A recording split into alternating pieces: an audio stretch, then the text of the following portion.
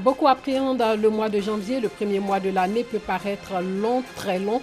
Après les dépenses lors des fêtes de fin d'année, dès le début du mois, les travailleurs attendent avec impatience la fin de ce mois. Et puis le Liban a reçu une demande d'arrestation d'Interpol pour Carlos Ghosn, le magnat de l'automobile déchu qui a fui le Japon pour Beyrouth. L'ex-patron de Renault-Nissan poursuivi au Japon pour malversation financière est arrivé ce lundi au Liban où son lieu de résidence reste inconnu. Bonsoir et bienvenue dans le journal. Le mois de janvier, perçu comme le mois le plus long de l'année, ce mois de 31 jours vient juste après les fêtes de fin d'année pendant lesquelles les populations ont fait de nombreuses dépenses. Certains font des économies pour ne pas être surpris. Notre reporter Bintou Pekele a pu interroger quelques personnes et un expert en gestion du budget pour avoir une petite idée sur la gestion du budget du mois de janvier. Viviane et ses neveux font les dernières courses prévues dans le budget de la fête de fin d'année. Tout se fait selon les prévisions, mais il faut penser au mois de janvier. On a prévu un petit quelque chose pour les fêtes, pour la nourriture, tout ça. Et janvier, comme on sait que c'est un mois qui fait jusqu'à 31 jours, donc on essaie aussi de garder pour le transport des enfants, pour nous-mêmes notre déplacement et tout. Donc on espère pouvoir être à la hauteur. Quant à Marie, une étudiante, elle a commencé une épargne depuis le début de l'année pour les fêtes de fin d'année. Elle n'est pas seule à le faire. Il n'y a pas de budget, je vis avec les parents. Donc on peut dire pour décembre, il y a préservé au moins 50 000 francs seulement. Moi je me suis dit à préparer. Donc il y a ça aussi, janvier aussi. Comment, après les fêtes, c'est la défaite, mais il y a au moins quelque chose qui est calé. Nombreuses sont les personnes qui ont un budget pour les fêtes de fin d'année. Par contre, très peu en établissent pour le mois de janvier. La question a fait l'objet d'une étude disponible dans 2 ouvrages. Je fête sans me ruiner. Il y a une vie après la fête. Et comment gérer l'argent de votre famille. L'auteur Maurice Koué est économiste. Il explique comment budgétiser les fêtes de toute une année.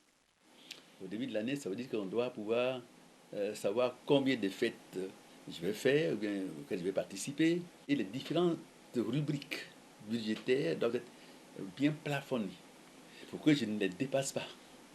Une fois que j'ai fait mon budget et que ma mère ou bien mon père n'est pas prévu, alors il exclut. Comme on sait que nous aussi, on ne doit pas mourir demain, il ne faut pas faire comme si on allait mourir effectivement demain. Il nous appartient déjà de s'asseoir, de réfléchir, de planifier et d'adapter nos différentes dépenses aux différentes situations que nous prévoyons pour toute l'année. Ça c'est incontournable.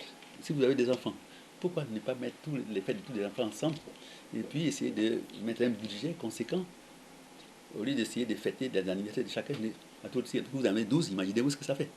On a 12 mois encore qui viennent. Et pour que mes 12 mois soient passés, ce n'est pas de façon très, très harmonieuse, il faut que je m'arrange à mettre sur pied une organisation pratique. Et c'est la meilleure façon d'éviter que nous soyons victimes. C'est la meilleure façon d'éviter que la fête en janvier soit une ruine. Quant à ceux qui n'établissent pas de budget en début d'année, ils devront subir le mois de janvier selon Maurice Koué. Celui qui n'est pas planifié, je dis il faut qu'il paye le prix. Le prix, c'est qu'il sera obligé de créer un déséquilibre entre, dans son équation, revenu égale dépense.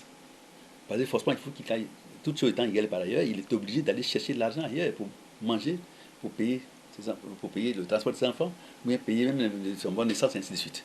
Donc, forcément, il ne fera pas de miracles. Mais il faut qu'il prenne conscience que cette fois-ci, c'était bon, mais je ne pourrais plus subir la même chose. Parce que sinon, il sera obligé d'abord d'aller s'endetter. Maintenant, avec l'endettement, avec le processus d'endettement, il faut qu'il gère aussi mieux pour ne pas répéter les mêmes erreurs l'année prochaine. Fini les fêtes de fin d'année. Place au mois de janvier, le plus long de l'année selon les Ivoiriens, avec ses charges fixes et variables. Reprise timide dans les administrations et commerces aujourd'hui. Après les fêtes de fin d'année, nombreux sont ceux qui ne se sont pas rendus au travail. Ce matin, les rues sont quasi désertes. Les clients ne se bousculent pas non plus dans les marchés. De nombreux magasins sont restés fermés. Le constat de notre reporter Douadé Lazer. Plateau, capitale administrative de Côte d'Ivoire. Circulation fluide ce jeudi 2 janvier 2020 dans ce centre d'affaires qui d'ordinaire grouille du monde. Dans les administrations et services, les activités reprennent timidement. À la Toussée, au 13e et au 16e étage, le personnel du ministère de la Santé et de l'Hygiène publique est en place pour assurer le devoir régalien. Sur l'instruction du ministre, nous avons assuré la continuité et la veille. Et nous avons visité tous les centres de santé dans le district d'Abidjan. Ce 2, je suis au poste, à mon bureau, ainsi que l'ensemble effectivement des membres du cabinet. Aujourd'hui est un jour ouvrable et nous sommes à nos postes, comme tout bon fonctionnaire. Après la Toussée, cap sur la cité financière. Nous sommes à la direction générale du budget et des finances. Ici, nous rencontrons un personnel heureux de retrouver son poste après les fêtes de fin d'année. Les accolades et embrassades en témoignent le plaisir de se retrouver au travail pour servir la nation. Le budget des finances est un des services stratégiques du ministère chargé du budget. Notre rôle est important et il y a des engagements importants de l'État que nous devons contribuer donc à mettre en œuvre. Et pour ces raisons-là, dès le 2 janvier, il se doit que tous les agents de la DGBF soient à leur poste. Vous constatez que les DGA sont là. Vous constaterez également que toutes les directions, les agents de toutes les directions sont à leur poste. Si la reprise du service est effective au plateau, dans la cité commerciale d'Adjamé, certains magasins sont encore fermés ce jeudi 2 janvier. Le commerce tourne au ralenti. Le marché est un peu silencieux. Voilà. Il n'y a pas assez d'affluence comme à l'habitude. Voilà. Depuis ce matin, est-ce que vous avez eu quelques clients? Oui, par la grâce de Dieu, on a eu quelques clients, mais c'est peu par rapport à ce qu'on a l'habitude de voir. Seulement la fête est finie. Les gens n'ont plus le temps de faire de l'achat encore. J'ai fait un tour dans les magasins. Il y a des magasins qui sont fermés. Je voulais visiter, mais c'est fermé. Certainement, c'est pour des inventaires de fin d'année aussi. Après les fêtes, le premier, tous ceux qui ont vendu, les vendeurs, ceux qui sont à la criée, tous ceux-là sont fatigués. On croit qu'ils sont fatigués. Ce jeudi 2 janvier 2020, il est encore difficile pour bon nombre d'Ivoiriens de se défaire du lit à cause de l'ambiance du 31 décembre et du 1er janvier. 2 jours de fête pendant lesquels les populations ont célébré le Nouvel An.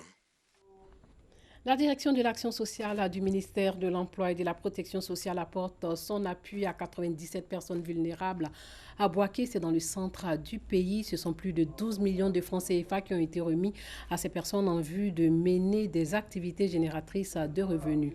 Le reportage de Djeneba Ouattara.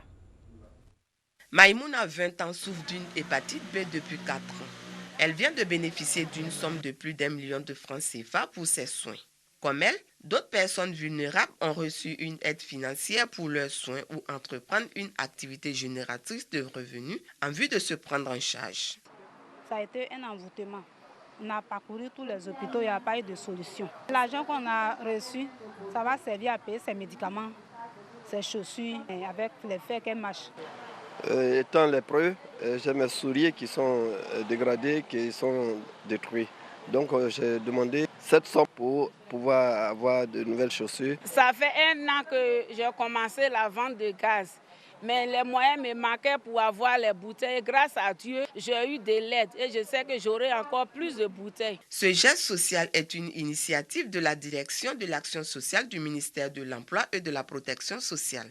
Une action qui s'inscrit dans le cadre de l'appui aux personnes vulnérables et de la lutte contre la pauvreté. La remise des enveloppes aux bénéficiaires a réuni autorités locales et travailleurs sociaux.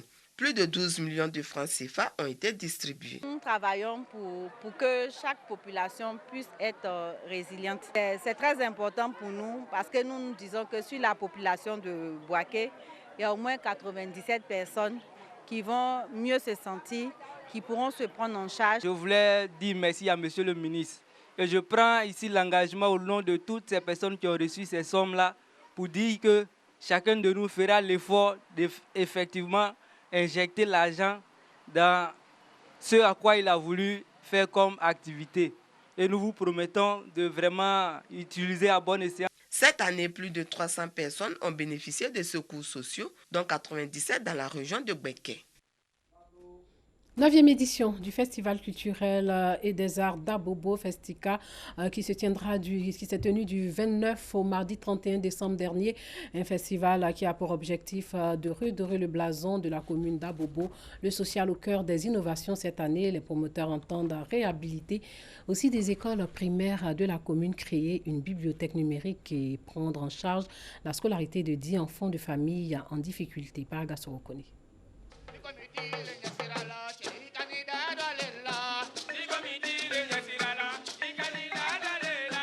Complexe sportif d'Abobo, lieu choisi pour le Festival culturel et des arts d'Abobo Festika 2019. Cette 9e édition avait pour thème « Non aux migrations clandestines ». Objectif, sensibiliser les populations en général et la jeunesse en particulier contre ces phénomènes qui endeuillent de nombreuses familles. Une initiative de l'animateur de la radio Fréquence 2 Kunta Madère. Tout le monde a le talent, mais peu de gens ont la passion.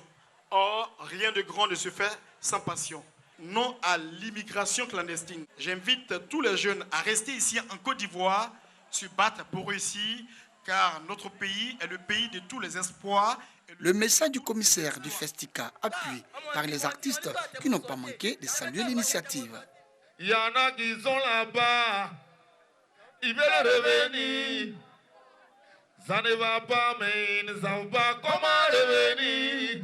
Et il y en a qui sont ici, ils veulent s'en aller. Oh, oh. Ils ne savent pas ce qui les attend, ils veulent s'en aller. Oh, oh. Kabako, yeah, Kabako. Nous voulons interpeller nos frères pour leur dire qu'ici aussi, on peut réussir. Il n'y a pas de raison de vouloir aller de l'autre côté obligatoirement. Parce que même là-bas, il y a des gens qui souffrent, qui n'ont pas encore trouvé une solution à leurs questions.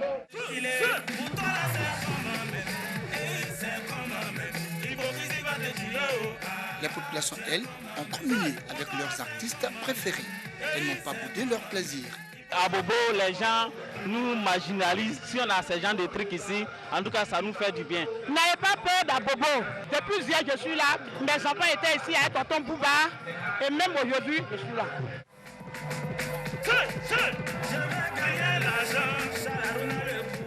Comme les années précédentes, cette année encore, le Festika a vu la participation du conseil municipal avec à sa tête le maire Ahmed Bakayoko, représenté à cette cérémonie par ses plus proches collaborateurs. Ils ont encouragé et félicité les organisateurs avant de leur traduire tout le soutien du premier magistrat de la commune. Je voudrais engager les jeunes de la commune d'Abobo à être attentifs aux poèmes que vos camarades jeunes élèves ici sont venus dire, mais surtout attentifs à ce thème de l'immigration clandestine, pour dire que l'Eldorado, c'est la Côte d'Ivoire, c'est ici, c'est à Abobo. Cette année, la communauté sénégalaise était à l'honneur. Elle était représentée par son consul général. Festika, c'est aussi les jeux, le concours Miss et la danse, mais également l'exposition des œuvres d'art. Sachez que les députés turcs ont adopté lors d'une session extraordinaire aujourd'hui de l'Assemblée nationale une motion qui permet au président Recep Tayyip Erdogan d'envoyer des militaires en Libye pour soutenir le groupement d'union nationale allié d'Ankara. Ce texte qui donne à l'armée turque un mandat pour intervenir en Libye est valable pendant 1 an.